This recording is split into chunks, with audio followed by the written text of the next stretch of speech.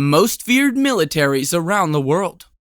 The hiss of bullets whizzing past your head, the boom of explosives detonating in the distance, the click of a rifle leveling at your chest. For special forces operatives around the world, these petrifying sounds are a workplace norm, hardened through torturous training routines mimicking the suffering of P.O.W. camps. These elite warriors constitute the scalpel applied to international flashpoints when diplomacy fails and wholesale military intervention remains untenable.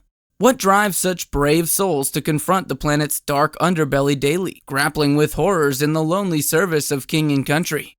Come on board for a fascinating tour across these intensely disciplined special forces units, hailing from surprising locales. Let's tally up whose forces rank as the world's deadliest. Poland's JW-GROM. A deafening explosion collapses the target building facade as JW-GROM assaulters breach a mock embassy wall to commence hostage rescue drills before terrorists can execute captives. Rangers haul the entry squad fast roping from hovering Blackhawks onto the enclosing roof. Mouse-holing through the truss assembly, dodging simulated IEDs. The team descends stairwells with weapons drawn, acquiring paper targets peppering corridors lit by muzzle flashes from blank-adapted firearms. Negotiators deliberately antagonize the crisis actors, playing terrorists until they pretend to execute a hostage taken from the central atrium. Forced entry teams must rescue all surviving roleplayers within 3 minutes inside the windows using flashbangs and discriminating shoot/no-shoot target indicators. This embassy scenario played out across 72 hours of trained selection techniques, refining split-entry external isolation and internal assault elements. Poland's FB Barrel Squad Rifle. When neutralizing close-quarters targets, JW-GROM breachers turn to their quick-firing FB Barrel 5.56 by 45mm squad rifles. This ambidextrous Polish platform offers amazing adaptability through easy barrel replacement, facilitating less-than-lethal riot control, marksmanship, CQB, and standard infantry configurations. Meanwhile, side mounting points for grenade launchers, flashlights, and optics help operatives tailor their weapon for storming bunkers, supporting snipers, or advancing under NVG illumination against dug-in hostiles across every environment. Its 30-round magazine ensures ample ammunition for winning ruthless firefights. JW-GROM likewise fields the UK M2000P and bore machine guns to unleash heavier, prolonged fire against concentrations of adversaries. Whether engaging sentries or pinning down entire squads, the barrel provides maximum flexibility right out of the gates. Polish Observation Drone. To locate terrorist HVTS quickly across vastly denied regions, JW-GROM marine and land teams deploy ultra-compact fly-eye reconnaissance drones just 16 inches wide alongside their rifle squads. This quiet, field-portable UAV streams encrypted footage from its 44x zoom, uncompressed dual-sensor ball directly into the fire team's command tablets in real time, using LTE cellular networks instead of vulnerable radio links. Operators can instantly task the fly-eye to visually identify and then geolocate human targets, vehicle convoys, or mobile missile launchers from 25 square miles aloft for ruthless ambushes.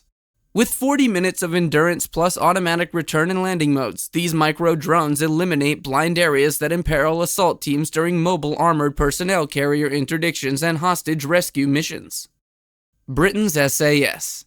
In defiance of human rights conventions, SAS candidates experience sheer savagery during illegal yet essential resistance preparation courses. Officers versed in interrogation techniques banned as war crimes under the UN Charter beat hooded trainees for days on end inside classified UK facilities.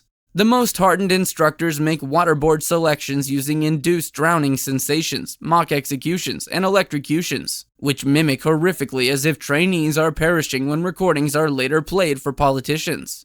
Legal advisors deem such risky exercises key for imbuing SAS recruits with sufficient psychological resilience later to withstand true wartime captive ordeals and reject cooperation with deceitful captors when debriefed. This manifestation of nastiness also toughens their detachment when expected to impose torture themselves upon high-value targets using sodomy and beatings to extract the time-sensitive intelligence necessary for hostage rescue missions worldwide. Britain's L129A1 sharpshooter rifle. When the SAS must selectively remove battlefield HVTs quickly and precisely before exfiltrating unnoticed, Their L129A1 rifles offer sub-0.5 MOA accuracy for clinical counterterrorism shoots, dispatching targets out to 800 meters. This combat-proven British weapon owes its precision to an adjustable gas regulator and free-floating match-grade barrel, which enhance shooter control over muzzle climb and bullet dispersion, even during rapid semi-automatic 7.62 by 51mm NATO firing. An oversized charging handle, 20-round magazine, and multiple mounting rails give SAS design teams options for tailoring rifle ergonomics on Overwatch missions, or vehicle ambushes penetrating deep behind the front lines before fading away into the darkness. For surgically punching holes in remote personnel that absolutely, positively must cease breathing immediately, believe the sharpshooter rifle gets the job done. MTP Windproof Smock. When engaged in winter warfare missions evading pure adversary forces across rugged Arctic terrain, as in Norway, Britain's SAS troops don specialized multi-layer windproof smocks that facilitate concealment against enemy infrared imagery, yet won't expose their heat signatures.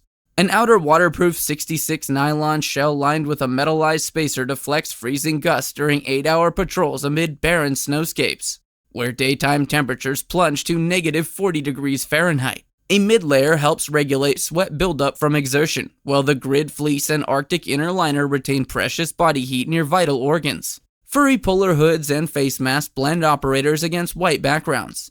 This smock allows some bodily heat to still vent, reducing the telltale IR sensor bloom that could compromise their presence. Paired with crag gloves and other specialized kit, the smock helps camouflage SAS teams against foreign Arctic forces, permitting stealthy coastline infiltration. U.S. Navy SEALs. A resounding BAM announces SEAL assault team entry into the live fire shoot house, blasting a breaching door to splinters using frame charges. Machine gun fire ricochets wildly off concrete walls as the fire team storms down the central corridor past flashing strobe lights. Movement left, tango neutralized, man rounding the corner, neutralized. Hostage test dummy just noticed behind the clear ballistic curtain, held fire / next target assessed. Despite the chaos, the element must discriminate between dangerous role-player actions and harmless ones during each nerve-wracking cycle inside these kill houses. Stairs to the right, bounding motion for dynamic room entry. Routinely conducted for all squad members, such exercises hone shooting reflexes and threat recognition, critical for fluid raids. Exposure therapy conditions SEALs against battlefield sensory overload, preclude hesitation or mistakes when split-second shoot / no-shoot decisions carry lethal consequences. This extends to endless calisthenics, producing physical specimens nearly unstoppable by conventional troops. SEAL candidates relentlessly strengthen their bodies and minds under machine gun fire, icy surf tortures, and loaded marches, to forge the most resilient special operators Earth offers. U.S. Mk-18 CQBR. When SEAL Team 6 assault troops prepare for high-stakes raids upon terrorist layers, this amphibious special unit often reaches for their M320 grenade launchers and trusty Mk-18 5.56 by 45mm close-quarters battle receiver systems. Despite a short 10.3-inch barrel, the CQBR carbine fires NATO rounds at blistering rates thanks to a more compact gas block. Meanwhile, its 30-round magazine, suppressor-ready muzzle brake, and abundant mounting rails for target designators readily support dark nighttime infiltration and room breaches against numerically superior foes. The integral rail system also permits operators to mount visible / IR lasers, high-power flashlights, and holographic weapon sights ideal for CQB inside complex multi-level structures when split-second target discrimination and engagement prove essential. If you absolutely must clear houses, airplanes, or oil rigs swarming with suicidal resistance at close range, better carry a rapid-fire Mk-18. NETT Warrior C4I. When infiltrating into congested urban danger zones under embedded spotters and heavy gunfire, SEAL elements leverage smartphones synced into the NETT Warrior Tactical Combat Network, so squad leaders wield unprecedented local battlespace awareness. This Android system collates imagery / sensor feeds from weapon sights, mini UAV overwatches, satellites, and upcoming IVAS goggles across operators nearing spatial / situational overload amid chaotic warfare. Blue Force tracker icons cut through skyscraper maze confusion by distinguishing fellow assaulters closing from flanking routes, using predictive AI dashboards. Complete sensor fusion describes hostile threats invisible to the team while suggesting optimal counter-ambush responses before COM's channels clog under stress. Digital communications let SEAL fire teams seamlessly coordinate precision missile/artillery strikes blocks away that demolish enemy bunkers so little goes unseen on future contested battlefields.